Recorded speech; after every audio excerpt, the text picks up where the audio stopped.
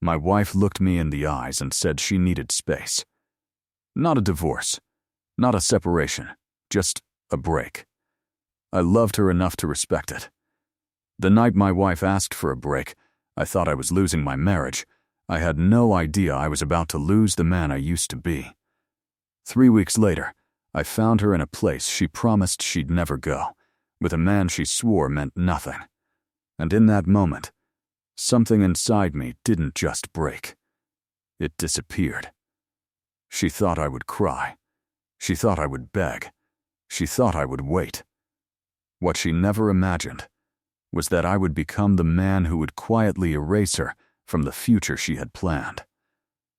And by the time she realized what I was doing, it was already too late.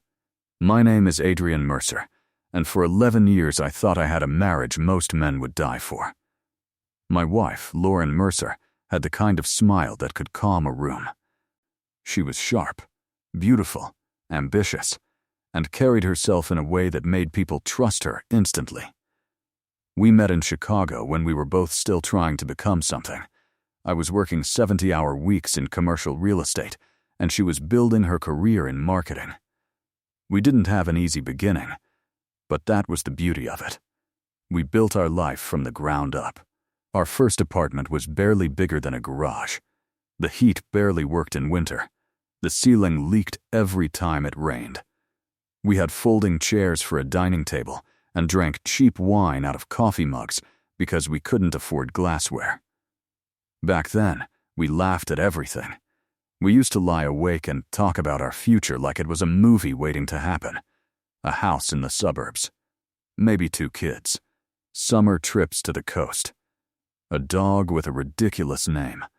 Retirement, somewhere warm. And little by little, we got there. By my late 30s, I had become a partner in my firm. Lauren had moved into brand strategy and was earning more money than she ever thought she would. We bought a stunning home in Naperville. We hosted dinner parties. We had the polished life people perform online and the private history underneath that made it feel real. Or at least, that's what I believed. Because looking back, I can see it now. The marriage didn't collapse all at once. It rotted slowly, quietly, from the inside, and I was the last one to smell it. The first sign wasn't screaming or fighting. It was silence. Lauren used to tell me everything: who annoyed her at work, what her sister said, which restaurant she wanted to try, what show we should binge next, the tiny useless details of everyday life that make a marriage feel alive. Then one day, the details stopped. Conversations became check-ins.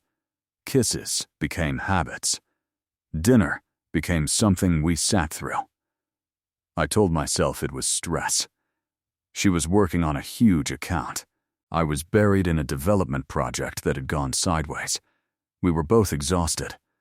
That happens in marriages, right? Then came the phone. Always face down. Always on silent.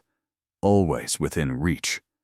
She began taking calls in the other room, smiling at messages she wouldn't explain, going out with coworkers more often, buying clothes with a sudden urgency, lingerie I never saw her wear, perfume she only seemed to put on when I wasn't going with her. If you've ever loved someone so deeply that you ignored the warning signs, then stay with me, because what happened next broke something in me forever. One Thursday night, I asked her if we were okay. I still remember how long she took to answer. She stood by the kitchen island, arms crossed, eyes fixed on a spot somewhere past my shoulder like I wasn't even there. Then she said the words that changed everything. "Adrian, I think I need a break." A break. I laughed at first because I honestly thought she was joking. Married people don't take breaks. Teenagers do. College couples do. Married people either fight for it or end it. But Lauren was serious. She said she felt overwhelmed. She said she didn't know who she was anymore. She said she needed time to think. She said it wasn't about anyone else. That last part? She said it before I even asked. And that told me everything. At that moment, I still believed she needed space, but the truth was far darker than anything I could have imagined. I should have pushed harder. I should have demanded honesty. I should have asked the ugly question directly. But when you love someone, you do dangerous things. You give them the benefit of the doubt when they no longer deserve it. So I nodded. I told her if she needed space, I'd give it to her. She moved into the guest room for 2 nights, then said she was going to stay with her friend Megan for a little while. She packed a suitcase. Not too much, just enough to look temporary. Before she left, she kissed my cheek and said, "This doesn't mean I don't love you." I stood in the doorway and watched her drive away. And like a fool, I believed her. The first week, I kept expecting her to call and say she missed me. The second week, I started timing my texts so I wouldn't look desperate. The third week, I barely recognized myself. I stopped sleeping, stopped shaving, stopped eating real food. I would sit in the dark with my phone in my hand, rereading our old messages like they belonged to someone else. I looked at our wedding photos until they made me sick. I played every conversation back in my head, trying to pinpoint where I had failed. That's the cruelest part of betrayal. Before anger comes, self-blame arrives first.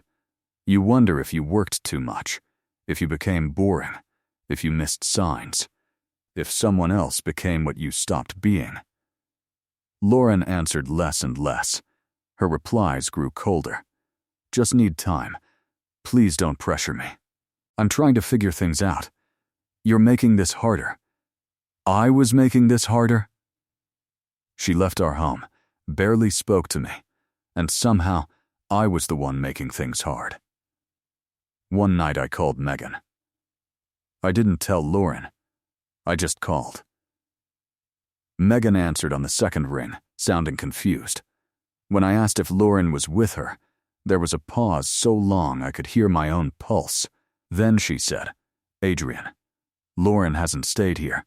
It felt like the floor dropped. I don't remember ending the call. I just remember sitting on the edge of the bed staring at the wall, feeling something cold move through my chest.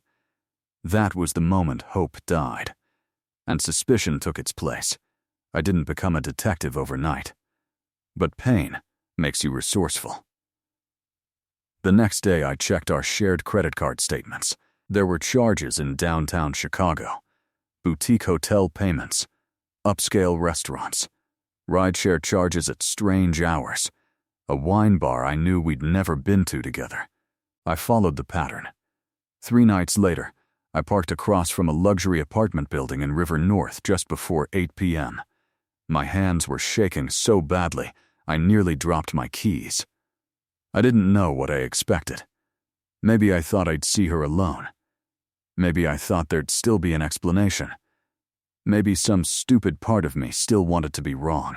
And then, 3 weeks later, I saw something no husband should ever have to see, and trust me, it only gets worse from here. At 8:17, I saw her. Lauren stepped out of a black SUV laughing, and beside her was a tall man in a charcoal coat, one hand resting casually on the small of her back like he had every right in the world to touch her there. She leaned into him. Not awkwardly, not guiltily, comfortably, like practice, like habit, like they had already become a story long before I arrived at the last chapter. They stood under the building lights for a second, and then he kissed her. Not tentative, not uncertain, not the kiss of 2 people making a mistake. It was the kiss of 2 people who thought they were alone. My wife, the woman who told me she needed time to find herself, the woman who kissed my cheek and promised me this wasn't about someone else. I don't know how long I sat there gripping the steering wheel. My vision blurred. My ears rang. It felt like my body was shutting down to protect itself from what my eyes were seeing. Then, Lauren laughed at something he said. Laughed. That laugh hit harder than the kiss, because it told me something I wasn't ready to hear. She wasn't confused. She wasn't struggling. She wasn't taking a break. She was happy. And she was happy without me. In one single moment, every lie, every excuse, every late-night text suddenly made sense, and I felt my soul go cold. That was the exact moment I lost myself. Not because she cheated. Because she lied so gently I helped her do it. People love to talk about revenge like it arrives fully formed. It doesn't. At first, revenge looks like rage. I drove for hours that night. I don't even know where. I just remember red lights, wet pavement, and my phone vibrating with a text from Lauren at nearly midnight. "Hope you're doing okay." I laughed so hard I almost choked. "Hope you're doing okay." While she was in another man's bed. That night I wanted to burn everything down. I wanted to confront her. I wanted to send pictures to her family. I wanted to call her job. I wanted to show up at that apartment and tear the whole lie apart with my bare hands. But pain can make fools violent. And I knew one thing. If I reacted emotionally, she would control the narrative. She'd call me unstable. She'd say I invaded her privacy. She'd cry. She'd become the victim. And somehow, I'd become the husband who couldn't let go. So I did the hardest thing I've ever done. Nothing. At least, nothing she could see. Most people think revenge begins with anger, but mine began with silence, and that made it far more dangerous. Instead, I went home, sat at my desk until sunrise, and made a decision that changed the rest of my life. If Lauren wanted to destroy our marriage in secret, then my revenge would be built in silence. And by the time she noticed, everything she was counting on would be gone. At 7 a.m., I called the best divorce attorney in DuPage County. By noon, I had a consultation. By evening, I had a plan. See, Lauren thought she had time. She thought she could test a new life while keeping the old one in storage. She thought she could leave me emotionally, keep access financially, and return only if her little fantasy failed. She underestimated two things: my patience and my memory. My attorney, Denise Holloway, was a calm, surgical kind of brilliant. She didn't care about my heartbreak. She cared about facts, paper trails, timelines, financial exposure, asset protection. That was exactly what I needed. I gave her everything: the statements, the messages, the timeline, the false break, the hotel charges. Then Denise asked the question that brought me back to life. "Do you want to punish her emotionally," she said, "or do you want to protect yourself strategically?" That sentence cut through all the chaos in my head. Emotionally? That would last a day. Strategic? That would shape the next 10 years. So I got disciplined. I separated finances where legally allowed, documented every expense, changed passwords, copied records, reviewed property ownership, retirement accounts, insurance policies, and business protections. I stopped texting Lauren long paragraphs, stopped asking where she was, stopped begging for clarity. I gave her exactly what she gave me: distance. But behind that distance, I was rebuilding my life brick by brick. What I did next wasn't impulsive, emotional, or loud. It was calculated, quiet, and something she never saw coming. And that was the revenge she never imagined. Not screaming, not breaking, not chasing, evolving, without her. Pain is a strange kind of fuel. If it doesn't kill you, it can make you terrifyingly focused. I started going to the gym again, not for some dramatic movie transformation. I needed somewhere to put the anger, somewhere legal, somewhere controlled, somewhere honest. At first, I could barely make it through 20 minutes, then an hour, then 5 days a week. I cleaned up my diet, hired a trainer, got a therapist, cut back on alcohol, forced myself into routines so I wouldn't drown in the spaces between thoughts. I stopped dressing like a man waiting for bad news, got tailored suits, fresh haircut, new glasses. Not because I wanted Lauren back, because I was tired of looking like the man she betrayed. At work, I became ruthless in the best way. Focused. Present. Unshakable. The project I'd been half sleepwalking through suddenly became a mission. Within 2 months, I closed a deal big enough to put me on the cover of an industry magazine. People noticed. My partners noticed. My friends noticed. Even Lauren noticed. Because she started texting more. Funny how that works.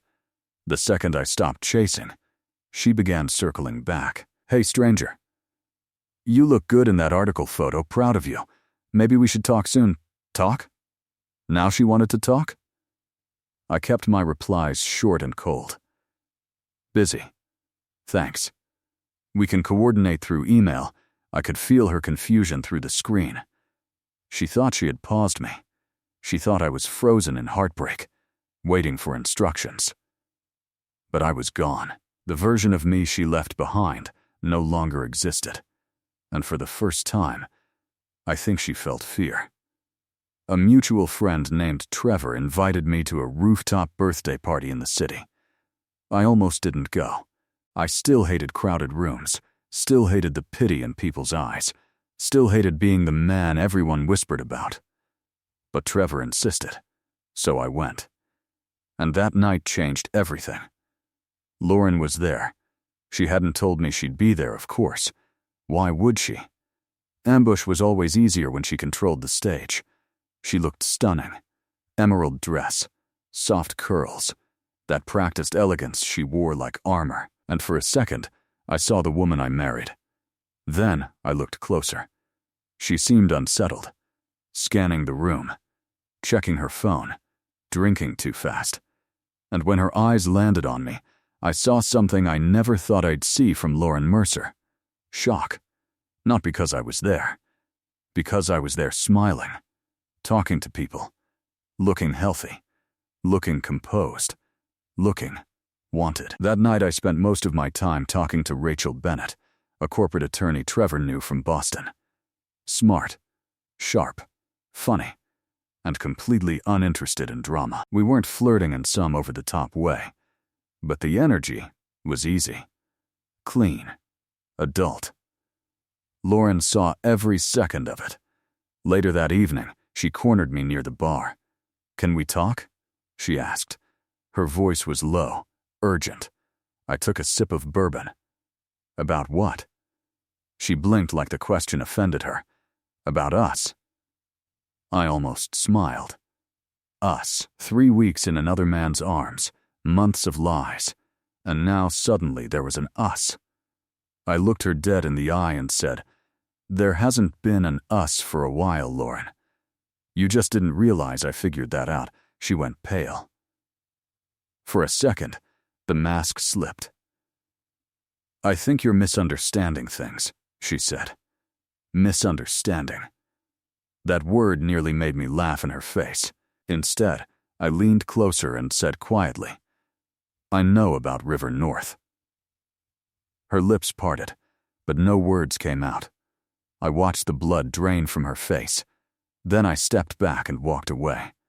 No scene, no shouting, no spectacle, just truth and the sound of her fantasy beginning to collapse. She thought I'd beg for her to come back, but by the time she realized I was done, her entire fantasy was already collapsing. That's another thing cheaters never expect. Affairs are built in fantasy, not reality. Fantasy doesn't survive pressure. 2 weeks after the rooftop party, Lauren called me 6 times in one day. I didn't answer. She finally left a voicemail, crying, "Please call me. It's important." So I listened. Then I waited. By evening, she texted, "Please. He's gone." There it was. The truth in 5 words. He's gone. Not I made a mistake. Not I hurt you. Not I want to take responsibility. Just the real problem. The other man had left. I found out later his name was Damian Cross. He was a consultant who traveled constantly, loved unavailable women, and had absolutely no intention of building a real life with mine. Once things became complicated, he disappeared exactly the way men like him always do. And suddenly, Lauren remembered her husband. She asked if we could meet. Against my better judgment, I agreed. Not because I wanted closure, because I wanted to hear how she would tell the story now that it had failed. We met at a quiet restaurant near the river. Lauren arrived early. No makeup, no armor, just red eyes and the kind of exhaustion that settles into a person when consequences finally show up. She cried almost immediately. She said she was lost. She said she made a terrible mistake. She said she thought we were already broken. She said Damien made her feel seen. She said she never meant for it to go this far. She said she still loved me. Still loved me. I sat there listening, not interrupting once. When she finished, she reached across the table for my hand. I moved it away. Then I said the one sentence I'd been carrying for weeks. You didn't break our marriage when you slept with him, Lauren. You broke it when you watched me suffer and let me believe your lie anyway. She started sobbing. And for the first time, I felt nothing. Not hatred, not love, not even satisfaction. Just distance. Like I was sitting across from someone I used to know. But the moment she finally came back crying, I gave her something she never expected, and it changed everything. Then I slid an envelope across the table. She frowned. What is this? Reality, I said. Inside were the divorce papers. Lauren stared at the envelope like it might explode. You filed? She whispered. Weeks earlier, that question would have destroyed me. Now it steadied me. Yes. She shook her head frantically. No, Adrian. Please. We can fix this. We can go to counseling. We can start over. I'm here now. That last part stayed with me. I'm here now. As if presence alone erased betrayal. As if returning after being rejected made her noble. As if I was supposed to be grateful she chose me after another man wouldn't. I looked at her and realized something brutal. Lauren still didn't understand what she had done. She thought the affair was the wound. It wasn't. The wound was disrespect. The wound was deception. The wound was watching me bleed emotionally while she rehearsed another life. The wound was assuming I'd still be waiting when she got tired of pretending. So I told her the truth. The revenge you never imagined, I said calmly, is that I'm not going to destroy you, Lauren. I'm going to do something worse. Tears streamed down her face. What? I'm going to live well enough that none of this gets to define me. And you're going to have to watch. She covered her mouth and broke. But I wasn't done. I told her I had protected what needed protecting. I told her the house would be sold. I told her the accounts had been documented. I told her all communication from that moment forward would go through attorneys unless it directly related to logistics. I stood up. She grabbed my wrist. Adrian, please, don't leave like this. I looked down at her hand and gently removed it. You already left, I said. I'm just the one closing the door. Then I walked out. And that was it. No shouting, no revenge affair, no public humiliation, just consequences. Clean. Permanent. Unforgettable.